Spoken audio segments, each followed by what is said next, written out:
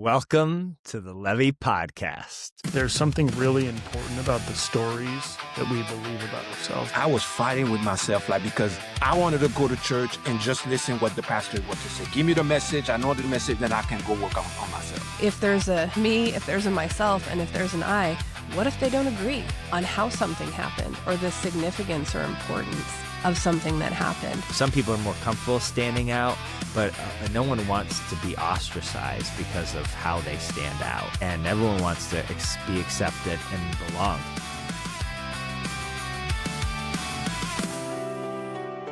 Welcome to the Levvy podcast, where we have curious conversations about Christ-centered integration. I'm Leroy Case, your host for the show, and I'm here with my co-hosts, Adam, Ralph, and Lindsay, and we look forward to having another conversation with you today as we lay a foundation for this podcast and help introduce you as our listener to this topic of Christ-centered integration. There's a few other pieces that we want to introduce that will be important building blocks for all the conversations that are yet to come. And we're calling them our three pillars for this podcast. And they are individual integration, relational integration, and cultural integration. Any topic we cover here on this show will fit into one of those three pillars: individual integration,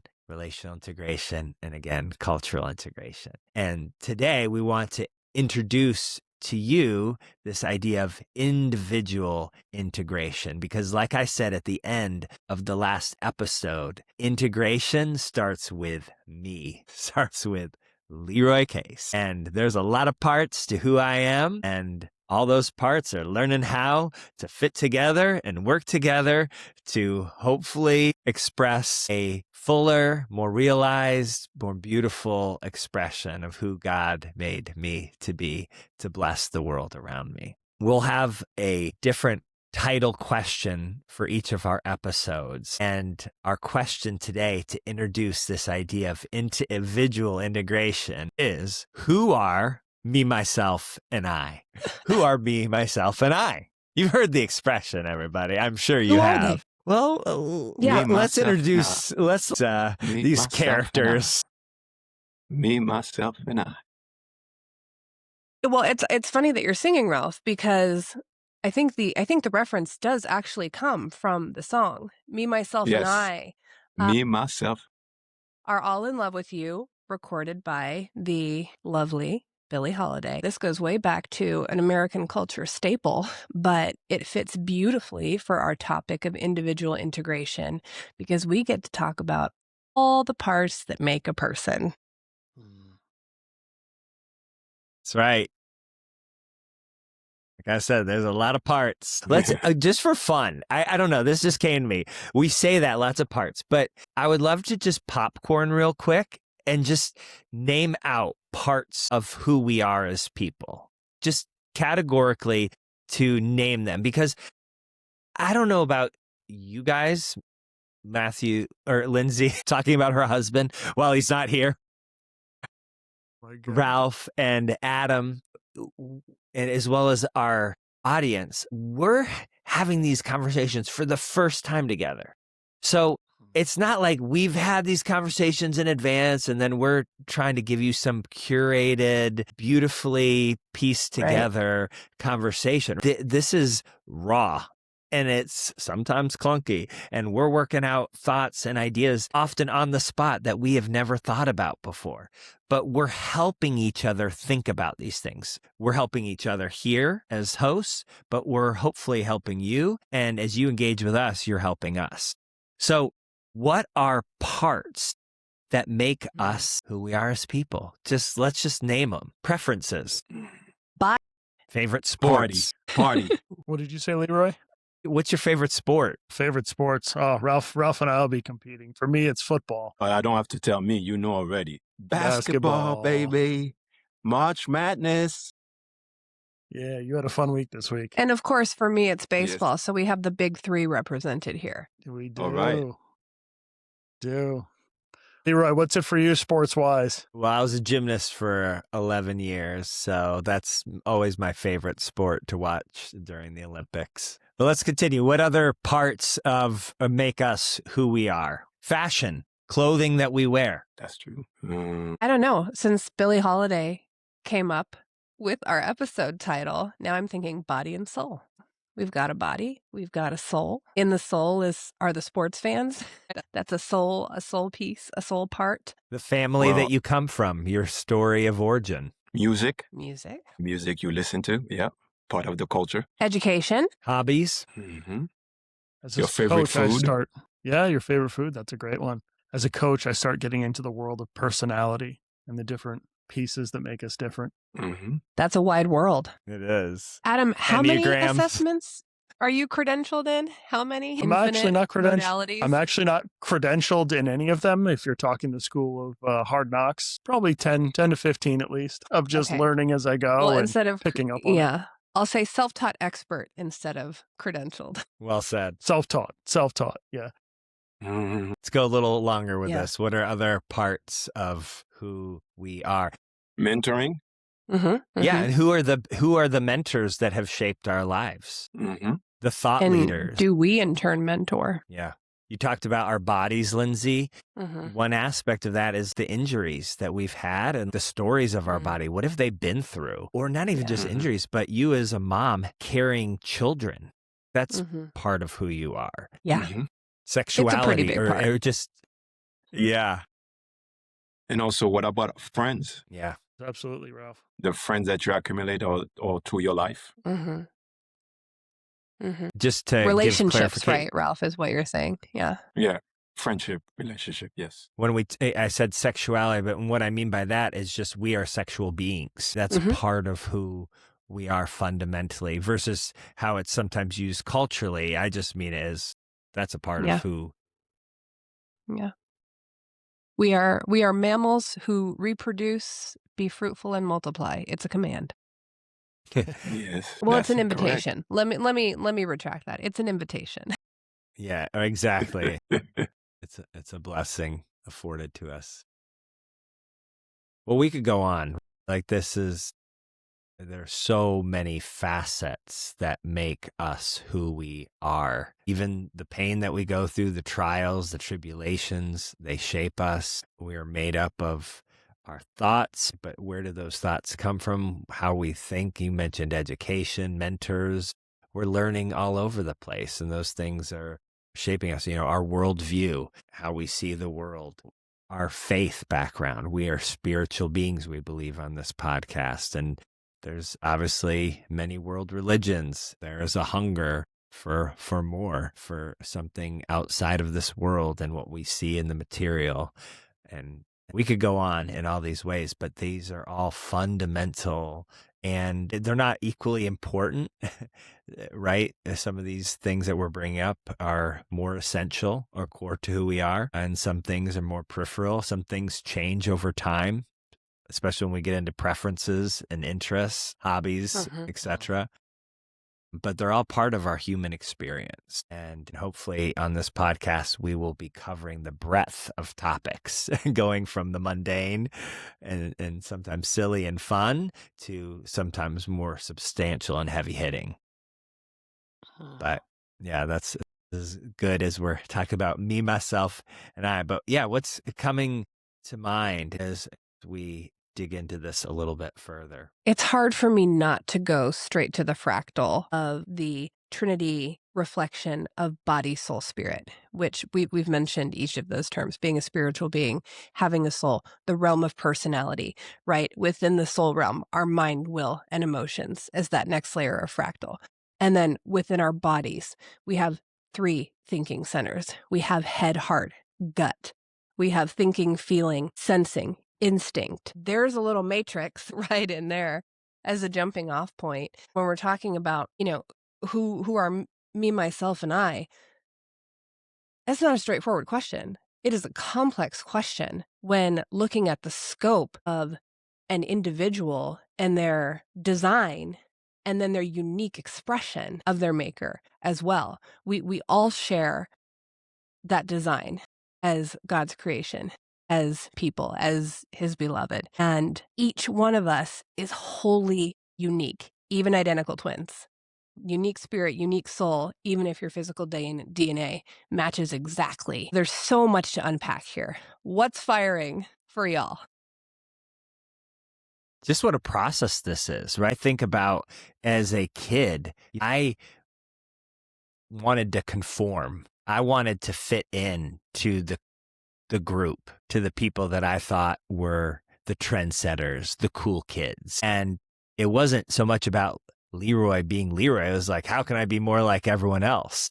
But then as I grew and matured, it was actually finding my voice, my authentic expression, finding the things that interest me, my style.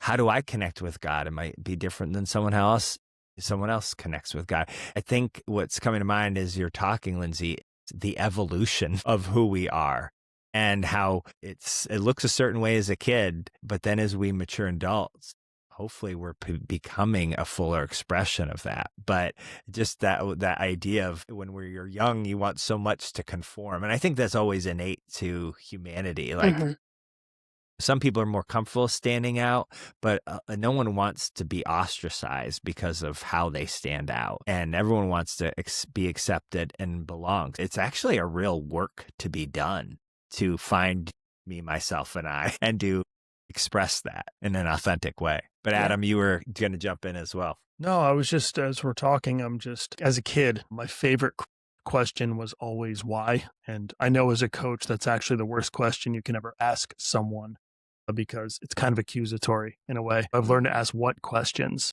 But what comes to mind is what's important about all these different pieces of ourselves when we talk about integration and specifically integrating into Christ. Well, you start, Adam. You ask the question. I want to hear what you have to say.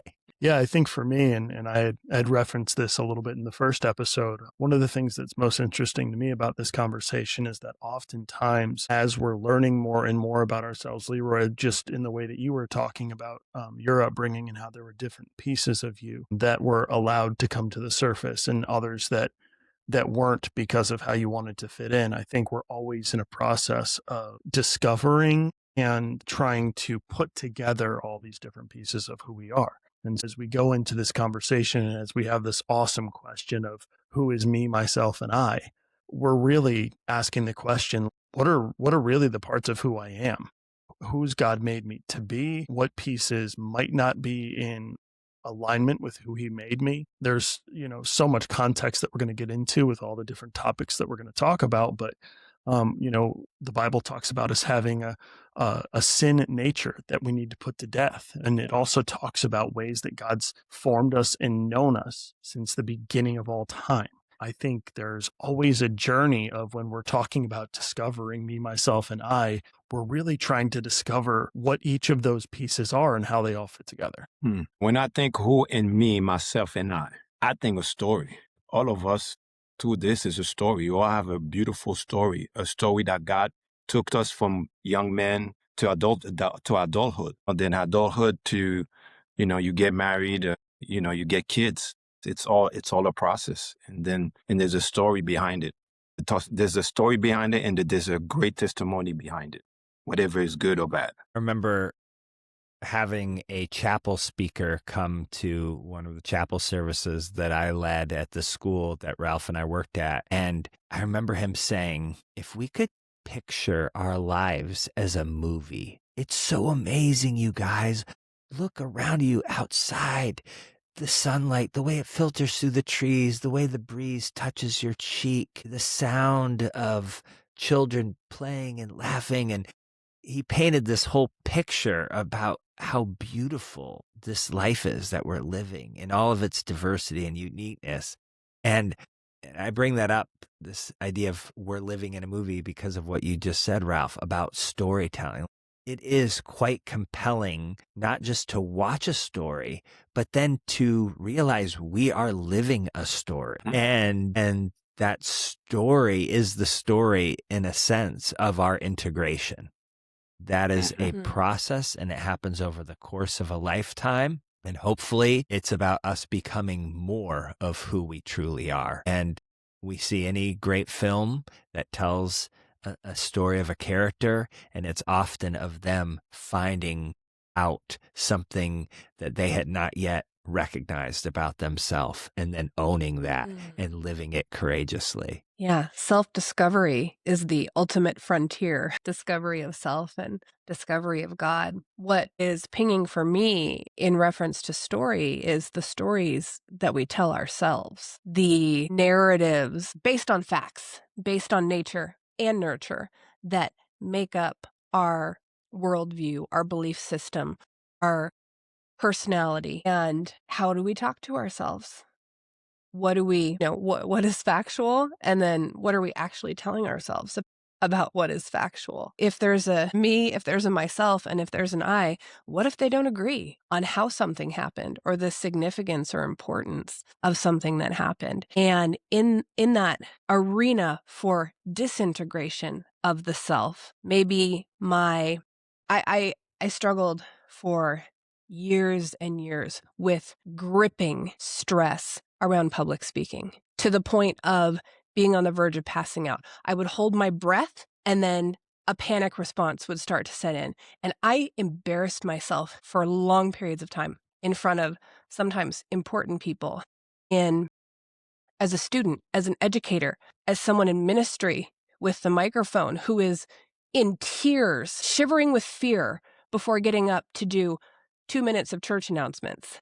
There was this part of myself that was not integrated, that was not feeling safe, that was not experiencing peace, that had no confidence, that had no context for being seen or being asked to communicate something. And it has been a long outworking, but again, whether it was nature or nurture, what produced that's something that I worked out with mentorship and spiritual direction and my beautiful life coach and different things and through prayerful reflection and inner healing modalities. But that's one example just from my young adulthood up to, I mean, it still kicks in here and there, depending on the format or what's being asked of me.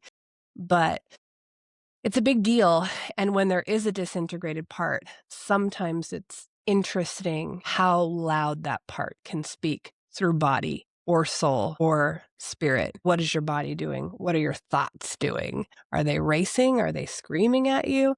Is your stomach tight? Is your chest pounding? Are we all on the same page? Me, myself, and I. So insightful. Something pop out in my head, and I'm thinking about when I give my life to Christ, and it's about my individual integration. Got introduced to Christ. Now I'm about to experience going to church, and I remember one place that I had a hard time to integrate myself. It was worshiping, to worship the songs.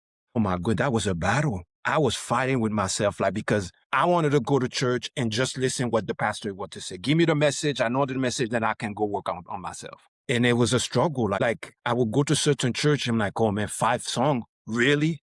You got to do 5 songs? Like, what about 1 song? 1 song is enough, But then things change. Let me tell you what things changed. Things changed when I got to Masters. And I remember the first time Reward did his first chapel. And it was the first time that I was very comfortable in worship God, lifting my hands and really enjoy being in that presence. And from that moment on, I was able to integrate myself to worship. But in the beginning, my integration to that, it was a struggle. It was a struggle. Why do you think it was such a struggle? And then what caused the shift, do you think, Ralph? Okay, so the struggle was because all my life I went to Catholic church. When you go to Catholic church, nobody would raise their hands, and then half of the hymns that but the church I went to, half of the hymns was in Latin. I'm having a hard time to speak English and French, and then now you put Latin on top of it. Are you serious? I had and then the only thing and then even the message I was able to follow, but when I got to church, in a Christian church, I saw things differently, and then I start knowing about the message with the pastor, and I really like that. And then when I got to Masters, just watching Leroy, Miss Decker, all the co-workers, how much they were into the song and the love they had with each other, it just helped me to to integrate myself that way. It just became natural to it at that point. I needed to see it.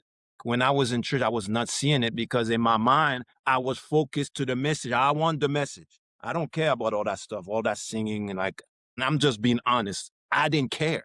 But then when I got to Masters, I realized, oh, wow, you need the worship because when you worship God, that's where you get that connection. And then when you get the message, now you become more connected and the spirit is moving. And I think for a while I did miss that part. So this is interesting. Lindsay and Adam, I'm curious, as you hear Ralph share that very personal story about integration in a very specific way, what observations about that process stand out to you in the topic that we're discussing pertaining to his story? Yeah, it's actually interesting. As he was talking, I was kind of relating it back to our original question of who is me, myself, and I, and just recognizing that it seemed like Ralph, as you experienced worship in a different way, that was almost one of the personalities, where there's almost a personality. It's like, me. I know that person really well. Then there's myself. And maybe that's the part of me that I don't really like so much, or that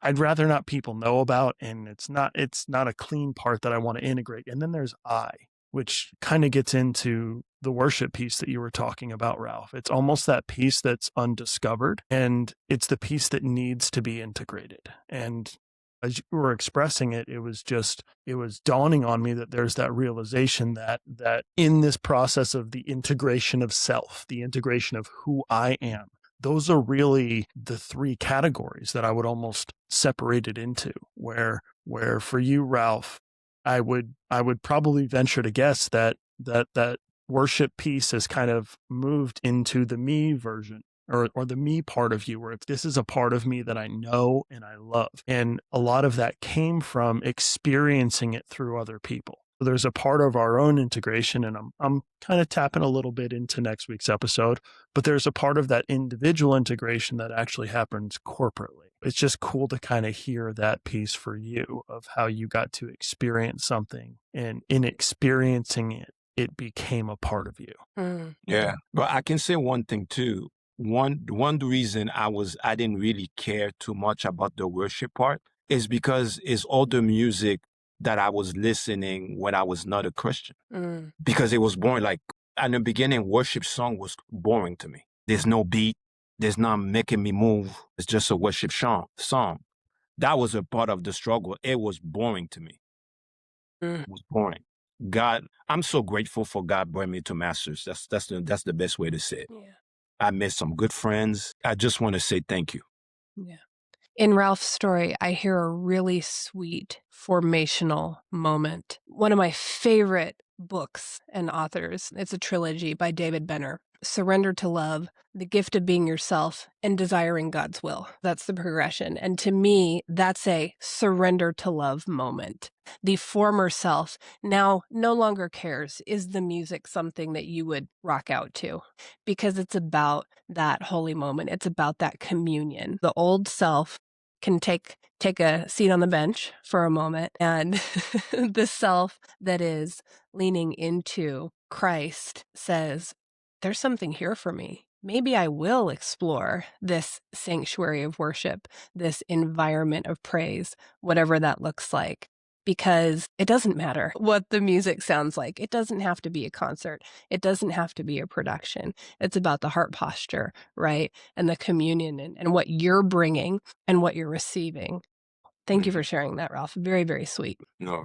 No problem. We're going to, in future episodes, get into what are the barriers to integration, because that is a logical question that some of you might be asking in the audience. What keeps us from going through this process or having these parts of us come together to reflect a greater whole? And we will get there. As we close out today's episode, when you are thinking about the self, why is this so important? Why is this particular pillar of the integration of self so important?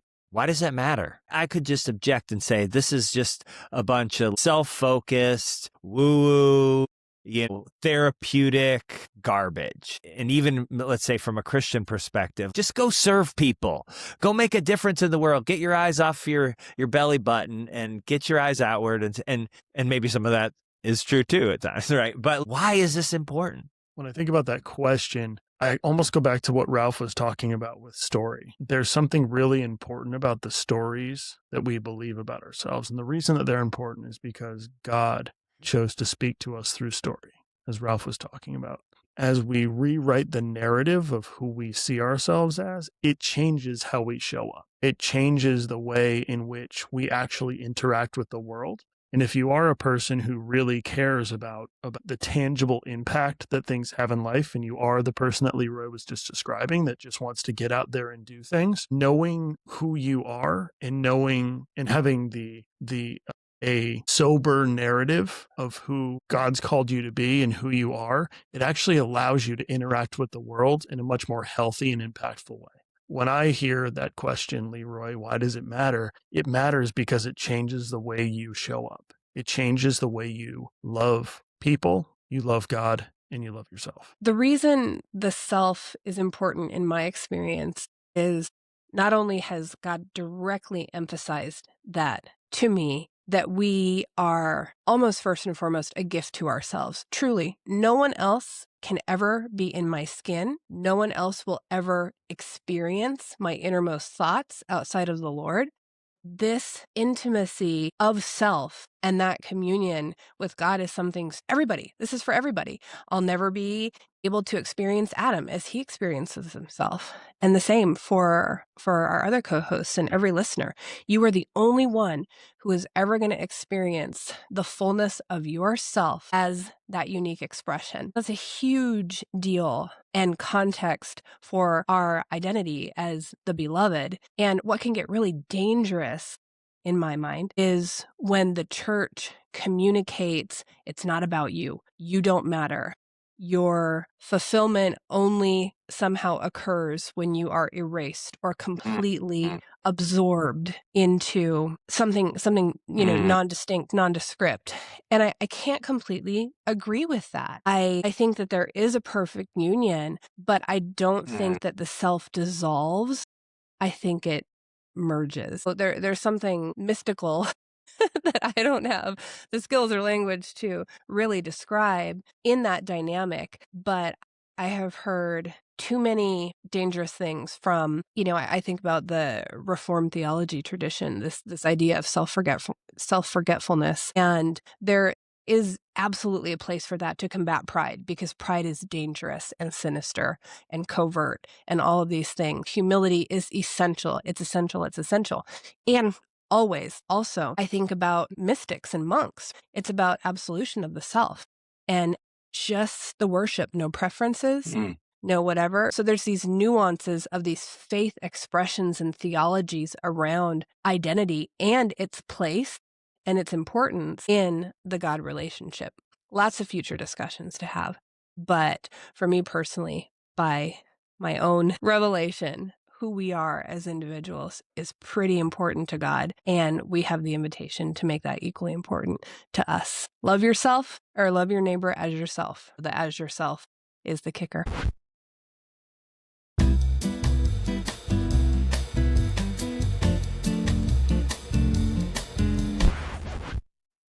We experienced some technical difficulties, which I'm sure none of you can relate to. No one ever experiences that using technology. But all the meanwhile, I decided to change location. Last time we shot, I was in Charlotte, North Carolina, and today I'm in Tucson, Arizona. Why not? Well, I want to get back to our conversation, and specifically the last thing that Lindsay said, which was such an important point, that we can't disconnect loving others from loving ourselves and vice versa, that we must receive the gift that we are. We are a gift to ourselves, a gift from God to ourselves. And it is only in receiving that gift, receiving who we were made to be, that we can then bless and receive others. Because when we see ourselves more clearly, we are then able to see others more clearly because we're seeing through a clear lens. There's only one you,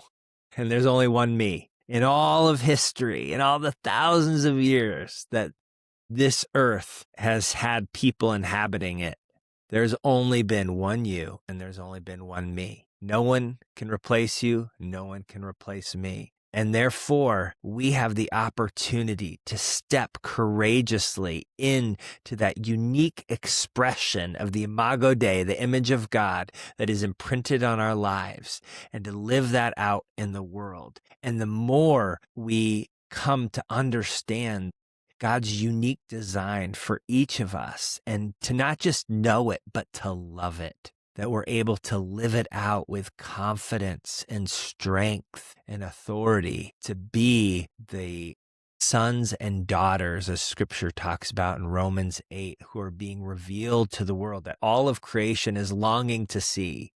All of creation longs to see you and me walking out the truth of who we are. And again, as Lindsay says, to love your neighbor as yourself, the as yourself is the key there. As we close up this episode talking about personal integration, me, myself, and I, there is a true you. When you think of a tuning fork that you use to get an instrument in tune on the right pitch, there is a note that is the you note, that is the Leroy note, that is the Lindsay note, that is the Ralph note, and we want to align to that. That is the plumb line. That is the thing that we want to be anchored to and living close to. And as we live from that place, it will be impactful for the world, and it will be a blessing. We will be a blessing to the world that God has made, that he has put us in, and not just people,